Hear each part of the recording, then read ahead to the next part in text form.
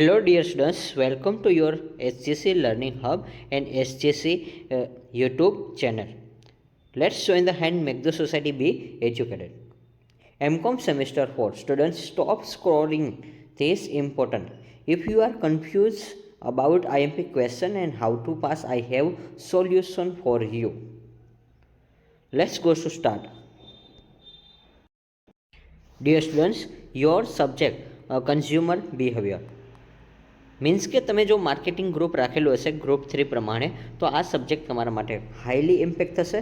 અને હા, લાસ્ટ ટાઈમમાં કે તમારે ખાસ કરીને કે આઈએમપી ક્વેશ્ચન કયા છે, કેવી રીતે પરીક્ષામાં પૂછાશે, એવી ઘણા બધા વિદ્યાર્થીઓને પ્રોબ્લેમ હોય છે કે શું વાંચવું, મારે એક્ઝામ પહેલાં મારે કઈ નોટ્સ રીડ કરવાની છે અને સિલેબસ છે મારે કઈ રીતે પૂરો કરવો.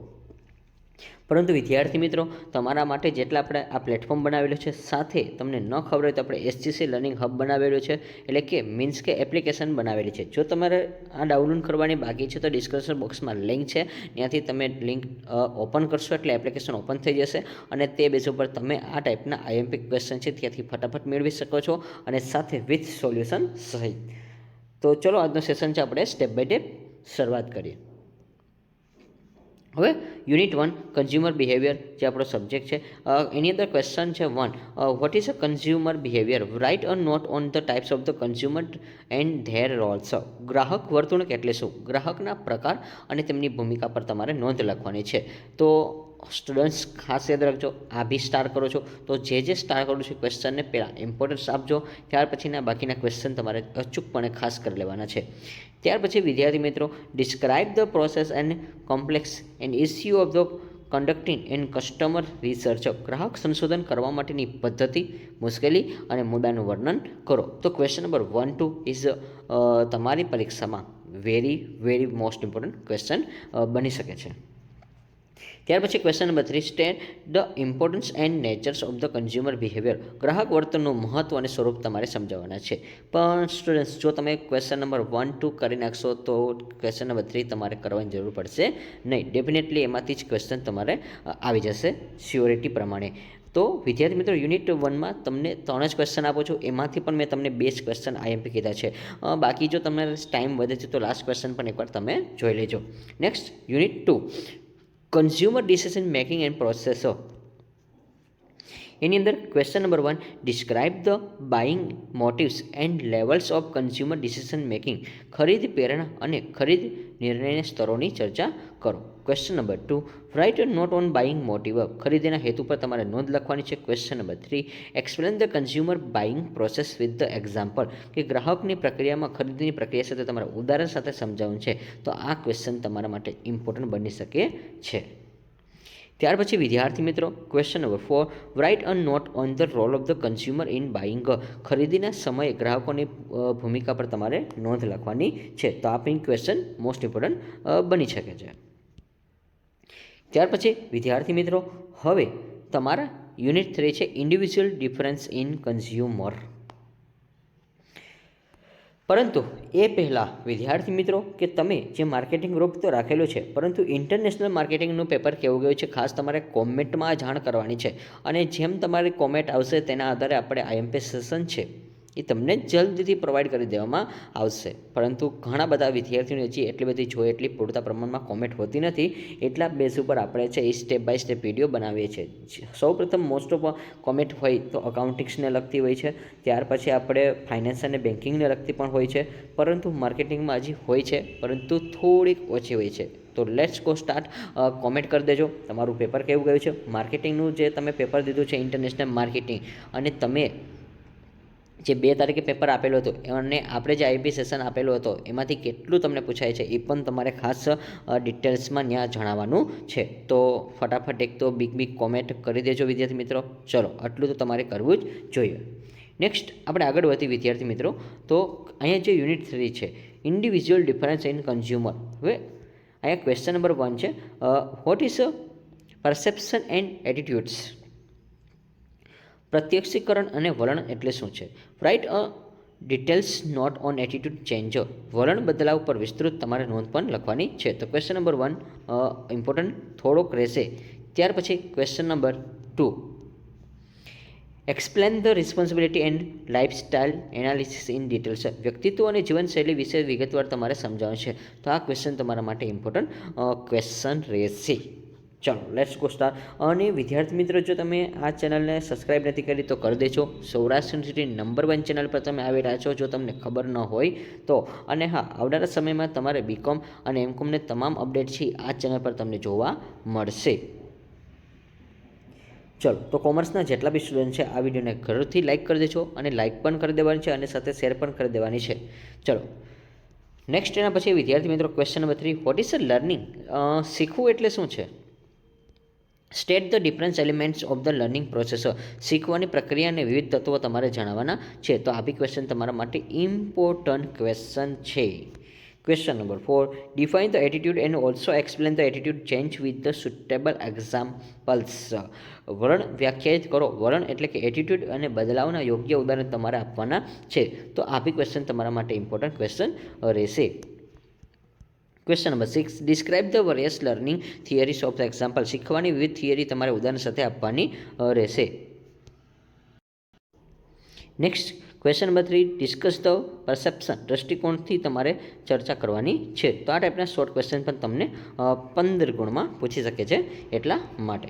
ત્યાર પછી વિદ્યાર્થી મિત્રો, unit 4, socio culture and determination of consumer behaviour.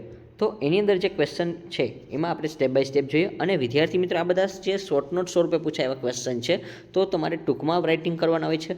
તમારે પોઈન્ટ ટુ પોઈન્ટ ડિટેલ્સ લખવાની હોય છે. એટલે મીન્સ કે તમારા જે હાઇલાઇટ કરેલા પોઈન્ટ હોય છે તે બેઝ ઉપર તમારે બધું રાઇટિંગ કરવાનું છે.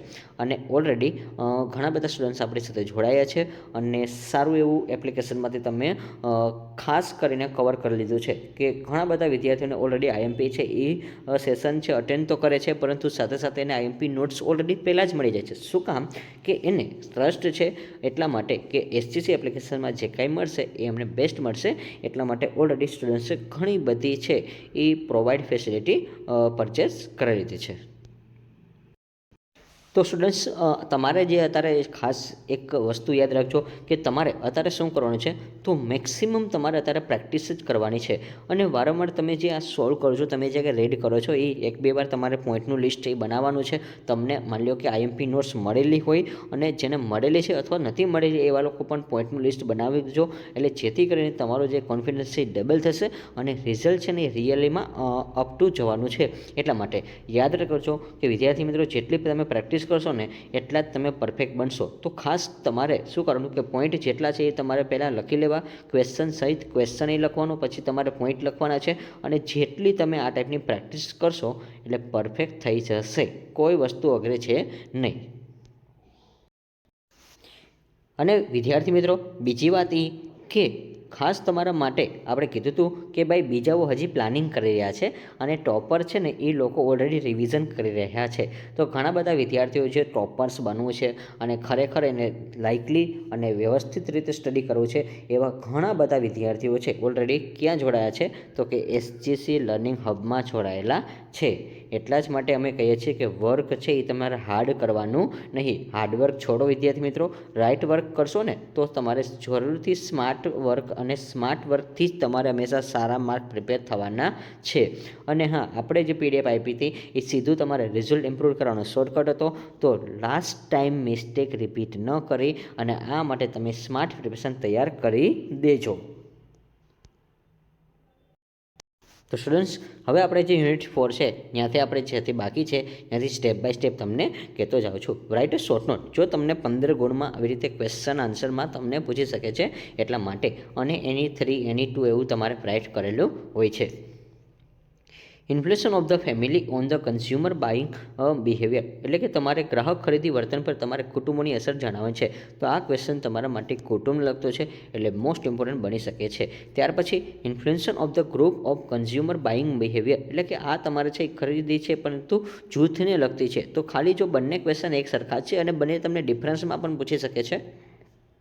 તો આ બંને ક્વેશ્ચન છે એ ટાઈપનું તમે રીડિંગ કરજો, કારણ કે બંને ક્વેશ્ચન તમને ડિફરન્સમાં પણ પૂછી શકે છે. એટલા માટે ખાલી એક જ પોઈન્ટનો ફેર છે, ફેમિલી અને અહીંયા ગ્રુપ. બાકી બધું સેમ જ છે. એટલા માટે ખાસ યાદ રાખજો. તો આ બંનેનો ડિફરન્સ તમે વ્યવસ્થિત એકવાર રીડ કરી લેજો, એટલે જેથી કરીને તમને પ્રોબ્લેમ ન પડે.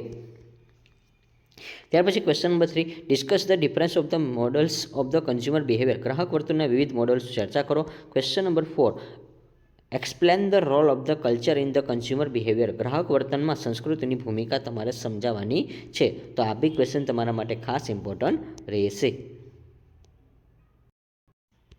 ત્યાર પછી વિદ્યાર્થી મિત્રો next question number 5, state the socio culture determinants in the consumer behaviour. ગ્રાહક વર્તનમાં સામાજિક સાંસ્કૃતિક નિર્ણય તમારે જણાવવાના છે. ત્યાર પછી question number 6, explain the stage of the business buying behaviour process.